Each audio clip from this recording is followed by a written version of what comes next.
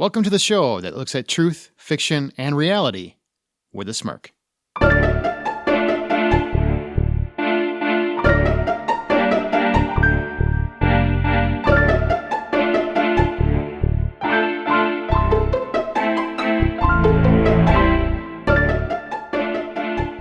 I'm Aaron Peterson. I'm Amanda Sink. And I'm Zach Parkerson. Welcome to Smirk. Each week, one of our hosts introduces an original story, which we then use as a springboard for spirited discussion on whatever the moral or theme of that story is. Guys, we had a break last week because we had listener stories. Did you guys go off and craft like a novel in the meantime? Yeah, I whipped up my magnum opus, actually. Did you? Yeah, I would compare it to Tolkien's Lord of the Rings or King's Dark Tower series. Yeah. I'm trying to be humble. Excellent. Obviously. You're doing a bang-up job. Comes across as a very humble man. I assume so modest. This is going to be a billion-dollar franchise as well for film? I'm already in talks with a few studios for the film Michael rights. Bay. Wow. That's it's Michael Bay picture, actually. I hope it's Michael Bay and Zack Snyder. If they could just double down on slow motion and explosions. Would be fantastic. And explosions, that would be great. The sad thing is Zach would probably love that movie. He sure would. Yeah, 50% of the people you just listed is an absolute artist. So, well, this week it's my turn. I'm telling the story this week, and it was actually inspired from an email we got from Nate Bruce, who wanted to suggest a topic. Now, he didn't want to write a story. He said, maybe you could write a story around, here's an idea of something I would like to hear talked about on the show, which is a different way to do it, and I kind of like that. That was interesting. So I basically wrote a story around his topic idea, and that's what we're going to do for this episode. How cool is that? Awesome. I like it. sounds tremendous. I didn't say the story was tremendous. I just said that idea is tremendous. So if you guys are ready, I will begin my story that leads us into our discussion. Hey, Zach, that's what modesty sounds like. Just Tremendous? So you know. No. Fast forward a little bit to Aaron. Sorry. I'd heard the word tremendous. I got lost in thought about myself. That sounds accurate. What's new? All right, and now it's time for a story.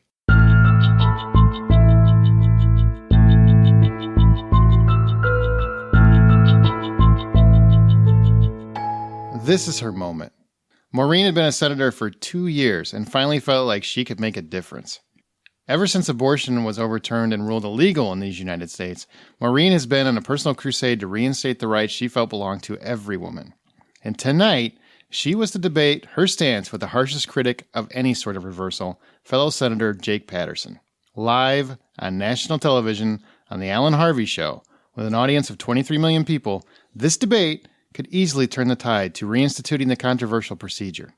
Maureen had prepared for weeks for this discussion, crossing every T, dotting every I. She would not allow this opportunity to be sideswiped into the abyss. This was the most personal battle she had ever fought in life, political or otherwise. This was her moment. Maureen approached the stage, and to her right, about 50 feet from her, stood Jake. Now, it would be easy to dismiss Jake as an arrogant machismo, refuting women's rights due to some sexist ideology. But the truth is, it was his personal faith that founded his beliefs. Maureen had met him many times, and never was he rude or did he speak down to his constituents, nor her. He was always polite and very genuine. Though they carried a fundamental difference in opinion on this particular topic, Maureen always respected him. The lights dimmed, and Alan Harvey stepped front and center. The most popular television host in America was about to introduce her and give her a pulpit to effect real change. Maureen was nervous, but elated. This could win the war, and she was not going to let this moment slip. Alan cleared his throat, preparing to speak. Maureen was starting to tremble with excitement. This is where we turn the tide, she thought. Alan began to speak. My fellow Americans, today is a dark day. We have just received word that beloved film icon Meryl Hayworth has passed away. We all loved Meryl, and therefore we are modifying tonight's program. And in her honor, we will reflect on the decades of sheer joy she has brought this great land. Maureen, do you recall the first film of Meryl's you saw? Maureen stood ghost-faced. Her mocha skin had been flushed of color. She sat speechless for what seemed like hours, yet in truth was mere seconds. She had come here tonight to change the path for women everywhere, and it was becoming clear that would not happen. Could she swallow her pride and reflect on a deceased celebrity's legacy, instead of discussing one of the most important issues of the decade? Is this where we are in America, she thought, where an entertainer is deemed more important than discussing issues of actual importance? How she responded could define her own legacy, as well as the course of action for women's rights for the next few years. The people will never forget what happens next. This is her moment. Maureen looked around the room. She contemplated every scenario. She carefully surveyed the faces of her audience. She pursed her lips together, and finally, she began to speak. Getting political on Smirk, huh? Not necessarily. Okay, that was my story. What do you guys think the moral of that story is? Well, I can certainly tell you that this is obviously a fictional story because political candidates never act like that. Let's not jump the gun here. Okay. I'm just saying, We this have an can't order be for real. things around here. You know, you're kind of causing some chaos, so why don't we back up? What's the moral of the story? Is it something about taking a stand for what's right? Never compromise, even in the face of Armageddon. You really didn't sound like you believed what you were saying. You're like, is it taking a stand? I reasserted myself. I feel like Nate wanted to talk about whether something in entertainment can be of substantial importance and compared to... No, the moral rights. doesn't have to do with Nate. Oh. Well, the conversation that will have to do with Nate. The Gotcha. moral is my moral. Well, this changes things. I don't know why it would. It's still the same story. I have no idea. Well, at least you got logic to your thought. That's good. Went off the rails. I feel like the moral is something to do with the degradation of women's rights in terms of a political conversation. Degradation of discourse. It's interesting how Ooh. you guys hear what you want to hear You're out so of it. savvy with your words, you little wordsmith. The moral of this story was no matter how much you plan or prepare, you must always be ready for the unexpected. So I was Wow. definitely wrong. Yeah. What a lame moral. But Zach came My up with a moral is really better. cool thing. I liked it. Yeah, your morals are better than the one that I wrote a whole story around. Who knew Zach could have better morality than you? Who knew? Who Yeah. knew? Now we're going into the conversation. Here's what Nate specifically wanted to discuss when someone has their moment ruined or the spotlight stolen. If someone does step on your moment, how do you think it should typically be handled, both intentionally and unintentionally? Specifically in a political platform, are you referring to then? No, your moment. Whatever you feel. Let's put you in a spot where, let's say you were getting an award for something. Doesn't matter what it is. You're getting an award and someone, both intentionally and unintentionally, steals that moment from you in some way. Maybe they, you're going up to accept your award and give your speech and they just cut you off and start talking and, they don't do it intentionally, but it cuts you off. Or someone does it intentionally. So you've got two variations. How do you handle it? How do you address that? So how should Taylor Swift have handled Kanye West? Sure. Yes. There you go. However it makes it easy for you to understand. Got to put it in Amanda context. No, I'm just kidding. Sometimes you just got to shake it off. Oh. It really depends on the person because some people can pull off being snarky and making it humorous and still enjoyable for people and the audience or the viewers wouldn't take it necessarily as a rude response. But I also don't feel like you should be passive in that situation either. If you've worked really hard to get to something where you're at, or in the political platform, if you're really trying to talk about something that's important to you, I feel like you just have to respectfully navigate your way around it. Maybe laugh it off a little bit of what they're talking about or thank them for what they had to say and then move on to what you have to say, depending on the context. But I don't feel like you should ever allow your moment to be taken away from you. Oh, you're saying like throw down. You don't have to be rude. You don't have to be rude. You can, if somebody's talking and they cut you off from what you're What about if to it's say. intentionally? Because intentionally they were rude. So Still the same thing. I mean, if you but rebuttal, if they refuse and to give you that mic, you're saying tussle, like throw down. I mean, Go get that mic back. I Because you feel said like don't let them take that moment. All I'm hearing is I'm going to punch you in the face. I'm not going to punch you in the face, but I'm gonna weasel my way back to that microphone. I'm getting it somehow. I'm going to woman slap you. I'm going to whap you. Is that the technical term, whap? There's polite ways to kind of get your way back into that conversation. And thanking them for what they had to say is saying, thank you for what you had to say, blah, blah, blah. I appreciate what you had to say in this, but blah, blah, blah, or so, blah, blah, blah. What I would really like to say is ... I work my ass off for this. Give you the mic or I will whap you. Golf clubs were made for a reason. This is true. I Nine got a irons are 9 popular. iron Yep. in my pocket. What about you, Zach? How do you handle someone stealing your limelight? You know what? If it's unintentional, I don't know. I probably don't care. Well, in the context of getting an award, I'm probably not too crazy about getting an award in the first place. So if someone cuts me off, I don't think I would much care if it was unintentional. If it's intentional, then I have to get confrontational. Right there on the stage? Then I have to pay FCC fines, as I call them, a dick bag or something. That's fair. Because that's not cool. Yeah, I would take humor. I mean, both intentionally or unintentionally, I would take humor. I would use humor. If it was unintentionally, I would just play it off as a joke and hopefully, would just laugh it off and it's no big deal and let me have my speech. Because I know what it's like to not give your speech properly. And if it's intentionally, I got to be honest, I would probably use humor to humiliate them in some way while I'm taking that mic back. So, and that's what I'm saying is there's some people who can pull that off and be snarky about it. And you say snarky, I say just saying what I think. That's all. Right. But there's some people who can come across as really rude and inconsiderate and just kind of douchey. Yeah, the people who intentionally stole my moment. That person. But then there's other people who can rebuttal that with humor, like you're referring to, and not seem rude or really aggressive, but just like that's just part of their personality. So you wouldn't have to take it too personally. But you understand that they're saying you need to back off. Well, here, Maureen had prepared for this debate for weeks, right? And felt it was very important. She then was sideswiped with news of seemingly greater importance to the public at large, anyway. At this point, how do you think she should handle it? How should Maureen handle it? Well, for Maureen, I think she's kind of getting sidelined here. It strikes me as, I'm sure this person didn't die intentionally, but it seems a little intentional that the newsfeed would chime it through right now at the height of a big debate. So I would, briefly acknowledge, that's, a legendary actress. It's tragedy.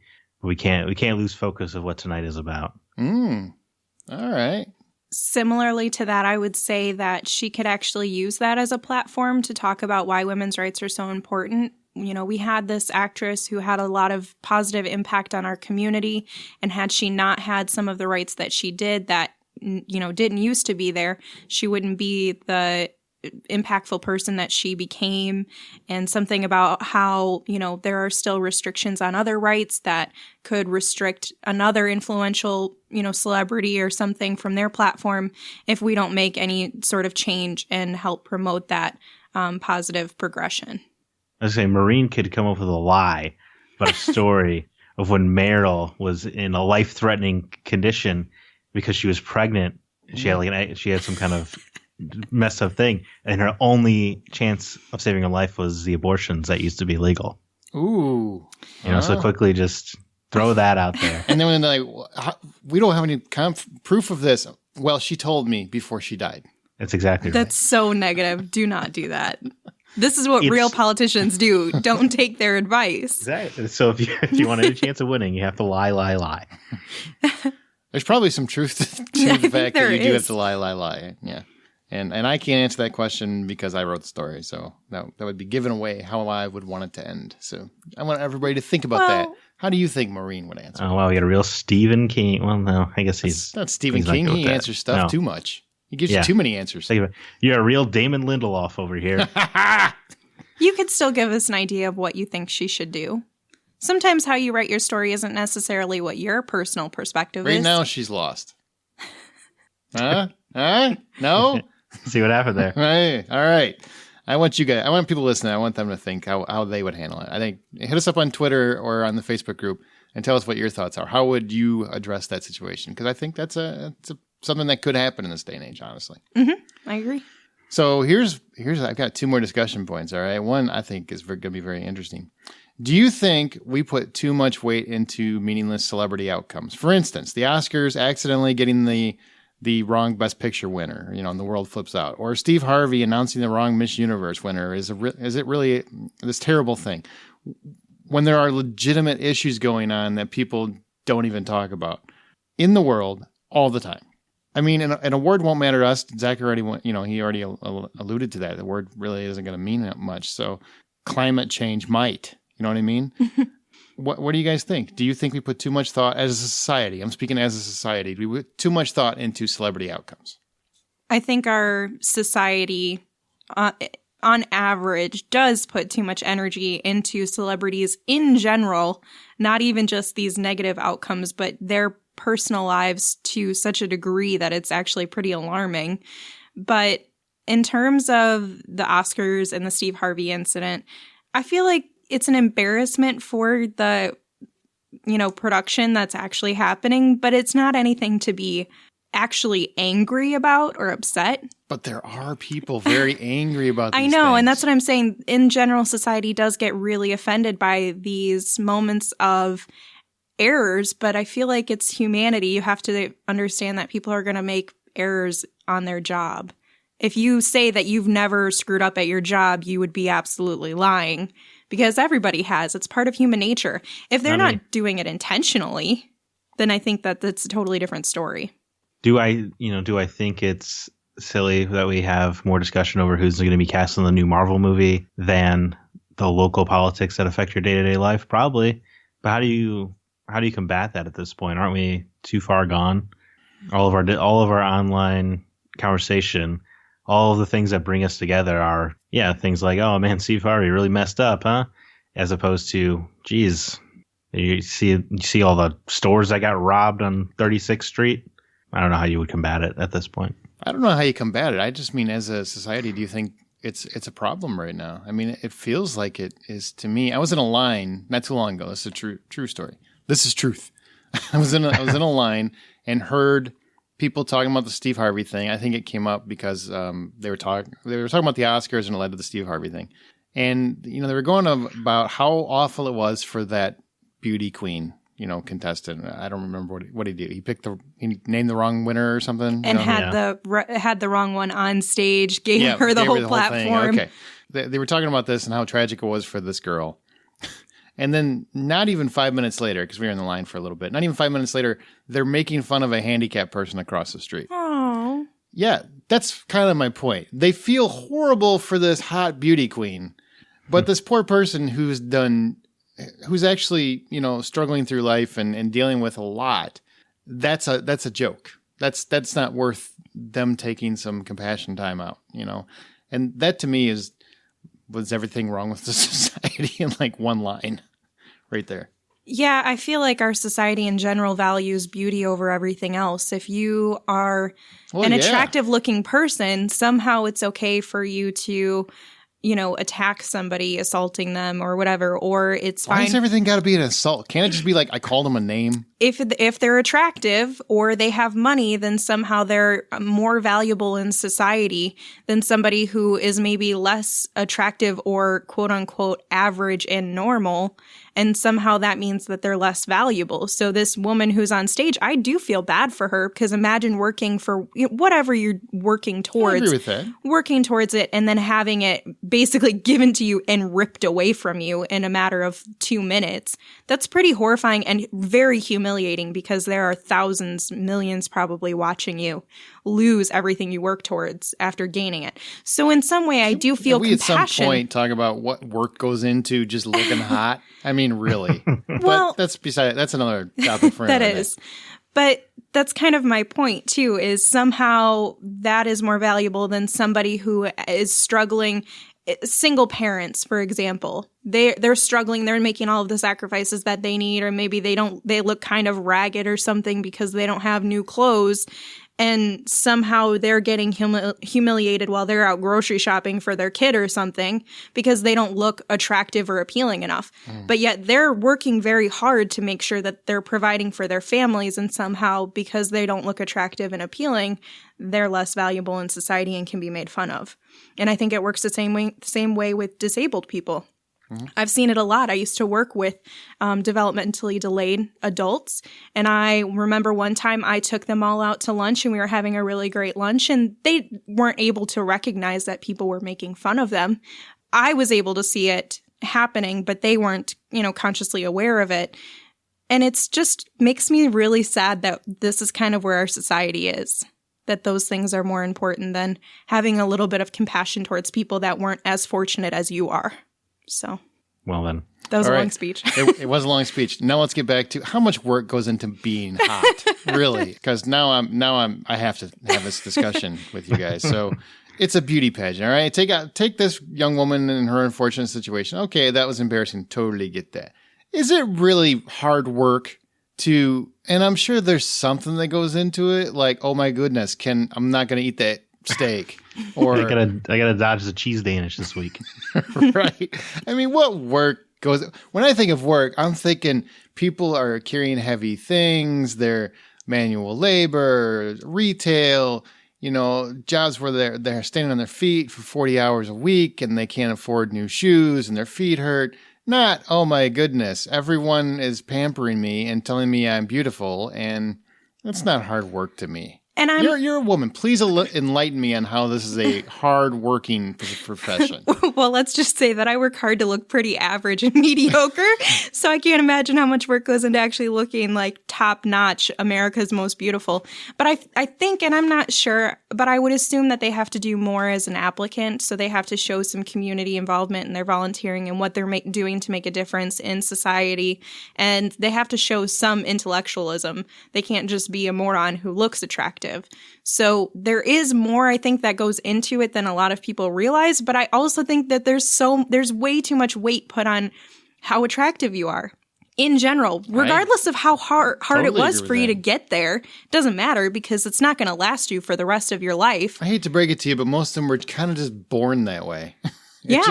Maybelline. It's kind of like the whole king and queen thing. Everybody's going crazy about the upcoming wedding with, and I like Meghan Markle. She's one of the pretty people. I like her. But everybody's obsessed over this. And I'm like, why do you people care? They literally have done nothing to achieve this. They were giving on a silver platter. They were given their life. He has anyway. She hasn't. But they're just given this amazing life. You didn't work for it at all. I did 2 years in the service. Yeah. And I'm sure it was the hardest job they could find, right? Prince. Okay. Whatever. So it's kind of hard for me to. Well, and I get so cynical on this stuff. I really do. Royalty, royal families, I feel like are they're much different than the attractive people in America. The way that America treats society and attractive people, I feel like is much different than, in the UK or something where they're going to see those royal families as obviously just royal. It's more than just what they look like. It's what they represent. And a lot of times those families do more for their community and stuff. But here we have people who don't do anything with their lives and somehow they're attractive. Trophy wives. That's a great example. I'm sorry, no offense. It's in everywhere. If you go to your local Kmart, you find the prettiest girl there, she's probably not working nearly as hard as the other girls. I know that's a stereotype, but it's true. So, back me up, Zach. You've worked in retail. Am I wrong? No, you're absolutely right. That's in every facet of every job. But that's also because society sees them as more valuable, so they try to help them more and allow them to get through. I mean, guys are hoping they'll say yes. Well, that too. I mean, whatever your motives are, you still see that person as more. Maybe if I'll carry the paint cans for Jan the whole time, eventually she'll say yes to my pleading. Right. Exactly. It's just like the barista who gives the hot girl all this lattes on me. Like, in the hopes that one day she'll wink at you, I guess. Yeah. Finally, she came around. All that free coffee paid off, man. Yeah, no, it is preposterous. I don't think it's intrinsically an American thing. I think hot is hot around the globe. But some countries you're right. I'm gonna just That's I'm not gonna lie that landmine. Talk about offending people. This is a really good one. Probably not a little too, get on that topic. Okay, nope. We'll back away. Nope. Backing away. I'll probably take that out then. Bye-bye. You know what? Ugly is also universal. Just going to throw that out there. That's true. That is true. Universal. Yep. But people always feel better about themselves when they punch down. That's a good way to say it. Mm-hmm. Put that on a t-shirt. You know what's funny? All this conversation, what we didn't talk about was abortion. Because it's Smirk, we don't do that. We can get around it. I got one more thing to talk about. Lastly, I've noticed this a lot lately, and since I was writing this story, and it was kind of, spawned from this fact that people cannot debate respectfully anymore, ever.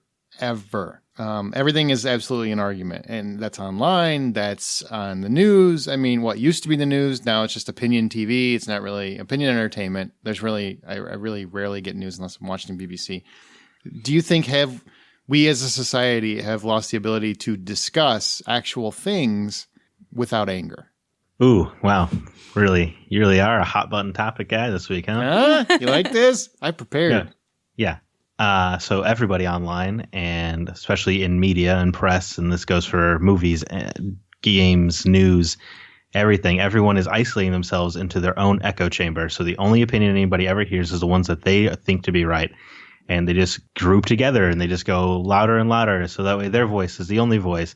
But nobody ever takes the time to talk to anybody else with a different opinion to learn anything other than what they think is right. So we don't have any discourse left, and it's getting worse and worse. And it's infuriating. And you know what? That's how we end up with Donald Trump. Wow, you did go there.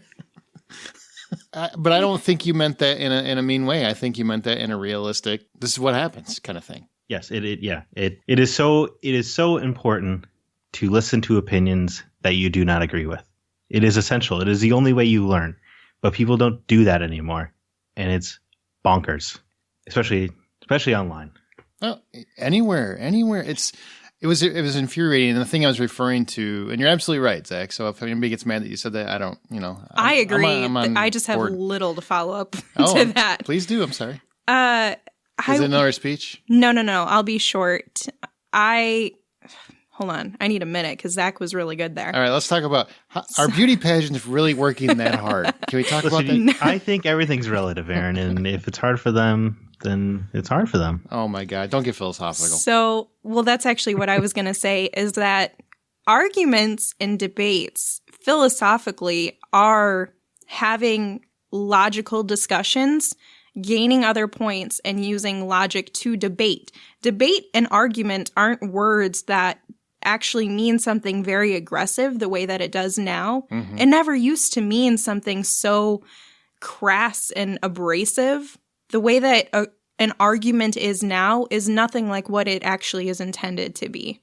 When we have debates now, quote unquote, or we have arguments, there's no logic involved most of the time, and there's not just a few minutes where you can stop and you can actually let the other person say, and I've been guilty of this too, so I'm not. I think we all have. Sure. I've been very passionate about the things that I feel and believe, and I have my own logical reasons to back that up, but sometimes I get very heated and I'm like, wait, let me snap back and tell you what I think and what I feel. And I think we're all guilty of that. But if you don't ever take a second to listen to what somebody else has to say, even if you disagree, Zach is completely right. It is just bonkers and you will never get anywhere. And social media is creating this huge isolation of people to just exactly like what Zach said. People aren't listening to anybody else anymore. It's only their opinion that ever matters. And then they'll tell somebody else that their opinion is wrong and that they're only listening to their opinion, their own opinion. Mm-hmm. But they're doing the exact same thing. It's just hypocritical. And social media and the way the news is using people against each other, people are no longer resonating for the things that they agree on. They're resonating for things that they disagree on. So they're combining with other people that have the same. They're shouting. Right. Loudest voice gets the coverage, So, I mean, it's just really sad. I 100% agree with that. There's a thing I like to do, and it's probably not nice, but it's fun, and it makes me laugh. Oh, boy. I do this thing where, because the social media is always a fun thing to me, because people love to just get mad about whatever. So every once in a while, I don't do it often, but every once in a while, I'll throw out I'll word it politely, and I'll try to make sure that I'm towing the line right down the middle, because I'm not a party. I'm not affiliated with any party.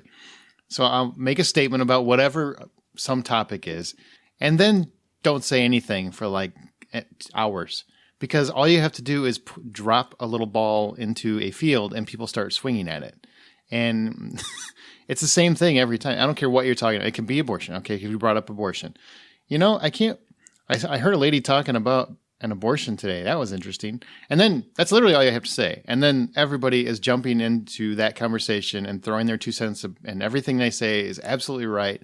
And they have all these facts. Everybody always has all of these facts they can never cite, but they're smarter than the other guy that they're debating with. So they know more than that guy.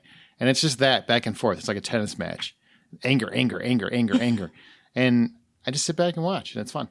Well, and you brought up the point of people not citing their sources. People will also cite their sources that are like, not right. No, or it'll be like an article from The Onion. What do you mean? Have you looked at the website you're getting your information from? If it says, all they did was read the headline. Yes. That was enough for them. Yes, exactly. If you actually look into it and you research it and you find, another source that validates the information you found on that site, sure, fine. Use the original piece of information as part of your debate, even if it's still in disagreement with the other person. But if you don't ever take a minute to fact check yourself, regardless of what that information is, you're humiliating yourself. If you can't cite what you're stating with factual evidence and you can't present it to somebody else, you probably shouldn't say that it's a fact, because it's not. That's an opinion. Well, I think people have lost touch with what facts are and what opinions are. And oftentimes I find that now where in you're having a debate, and honestly, most of the time that's your opinion. Because unless you happen to be a scientist studying whatever the topic is, you probably don't have all those facts right there in your pocket. A lot of people just think they do. So you go back and forth and everything else. And as soon as somebody starts telling you how wrong you are, it's kind of hard.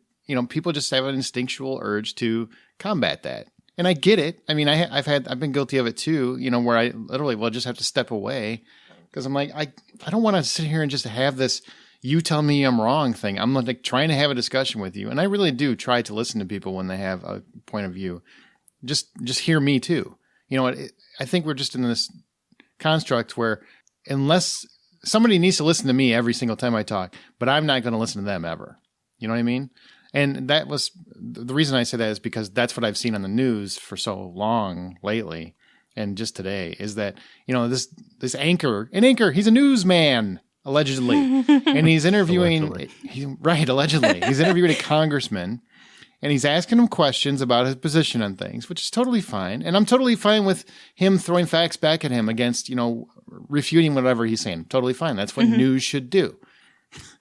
He's like yelling at him before this guy is even finishing his thought. And it isn't one of those prepared statement kind of thing. The guy was legitimately answering the question, and the anchor started jumping on him, trying to make it entertaining television and making it a whole thing. And it was just like, God, let the guy finish before you throw out your obviously pre-formatted opinion. Please. You're not listening to anything he has to say. And the problem with this is I see that every day on the news and social media, and I just had to bring that up because it was driving me crazy. And I would just special shout out. We need to stop the Twitter response where you just say like the same sentence 8 times in a row because you think that's going to change somebody's mind. I hate that. Just wanted to say that. The 8 times in a row. What are you talking about? It's big in my circles, I guess. Wow. Am I guilty of it? And that's why I don't recognize it? No, I mean, you do the clap emoji thing, which also drives me nuts, but that's another story. This is the best. Yeah.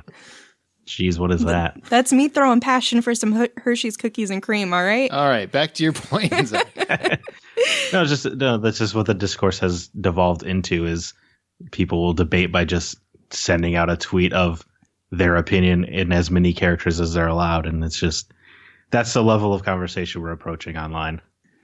Well, and nobody is asking questions anymore. So nobody is actually getting to the root of why somebody feels the way they do. Let's not say nobody, because there are people that still will debate respectfully. In general, the majority of people are not asking those questions. Everybody but why us. do you feel that?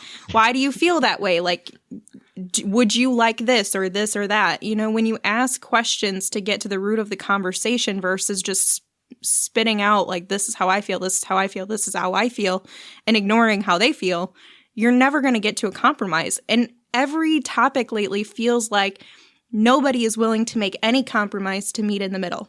Everything has gotten so extremist, even to the point of abortions. Like, we'll stick with that one. We're not going to get on any other topics. But if you have somebody who's like, well, what if we have abortions for, what would you do if a woman who was, going to lose her life and this child could come out with a deformity and they're, at near birth or whatever, so she's at her 9 months, would you risk that? Would you want to risk that woman's life? That's no beauty pageants then, right?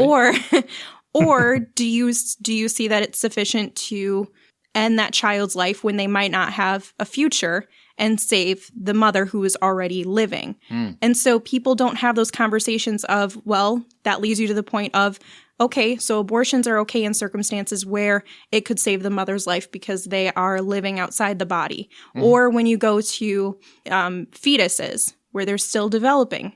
Okay, so if you have restrictions up to the point where science says they're no longer a fetus and they are now a human. We're not actually having a debate on abortion right now, right? No, I'm just saying, like, these are points that people aren't having an actual conversation about. They're not getting to, what do you actually feel about this? Are you okay with these circumstances? They're just regurgitating the same thing that their party believes, which is so extremist that nobody actually has their own opinion anymore. They can't back up why they feel the way they do. They're just regurgitating the same things over and over and over that they hear elsewhere. And that's not a logical debate. That's not even an opinion anymore. Now you're just stealing somebody else's thoughts. What kind of fun is that? Yeah. We've all devolved into schoolyard kids fighting over Sega and Nintendo. Who wins? Sega. Okay, Nintendo. That's what I would say. Sega. Well, Sega. It's Sega. I'm going Sega. Look at that. Compromised. Ha ha. I actually like Sega better. I mean, Nintendo's cute and all, but Sega had Sonic. So we're going with that. Yeah, that's kind of a no-brainer. All right. Well, wow, that went a whole bunch of places. Think was fun. I wonder how many people are going to be angry now. I wonder how many people are still listening, honestly. That's a good Don't point. get back to your conversation on I don't know if they're going to know what that is, so they might not. I might have to remove that. I don't know. Was the story truth or fiction? What do you think? Fiction. Fiction. Well, yeah, it was fiction. Yeah. Is it fiction or is it just fiction? No, abortion's actually still legal, so it's a totally different universe. And the title of my story is "This Is Her Moment." See, it was in the story a couple times as well. It was. For whatever reason, it just made me start singing "The Greatest Showman." This is me in my head. I just started. Why? I don't know, because it felt very like passionate. Maybe you should just let the movie go. It can't be part of everyday life. It can if I try hard enough. We're talking about abortion. You know, this reminds me of The Greatest Showman. It really does. I mean, I get my toes tapping. I'm like, just like Hugh Jackman was here. This is me. All right. As our show goes, we will occasionally pick listener stories to read and discuss on Smirk. If you'd like the chance to have yours read, or you want to do it like Nate did and suggest a topic we can talk about, email that to mystory@smirkpodcast.com. That's mystory@smirkpodcast.com. You can join the conversation by joining our Facebook group. We're also on Twitter @SmirkPodcast, and be sure to use the show's hashtag Smirk. Don't miss an episode. Be sure to subscribe to Smirk on your podcast app of choice, or Spotify. We're on Spotify as well. And check out our website at smirkpodcast.com. You guys want to say anything else as we close out? You want to argue over anything? Let's do it. I'm too tired. I'm old. Yeah, I still think Meryl needs to lie. Or I'm sorry, Maureen needs to lie about Meryl. I think that's the right move. I think you're a terrible advice giver. I'm telling you how to get ahead in life, Amanda. Yeah. I think this might help Maureen's cause. It really will. Who's going to dispute it? She's dead. My God, I think it's brilliant. We're going with that. Yeah. Thank you. Mm-hmm. A doctor that where's the doctor that performed But the abortion? they don't have him on that stage though. It doesn't. All that matters is what you say first. Doesn't but matter it'll what come people out say later after. that it's a lie, and then Headline. that'll. But nobody will care then. That'll be old news. But it will affect No. the points she has to make, because if she's going to lie about that, what else is she going to lie about? But people don't care about that at all. Clearly. Well, not anymore. Yeah, you're Well, I'm right. glad we chose not to argue. We're not arguing. We ended up agreeing at the end. No, you know what? We had a discussion. And We had a discussion? We arrived at the same point. Yep, Zach convinced me. He's All right. We're out of here. And as you write your own life story, always remember to tell it with a smirk.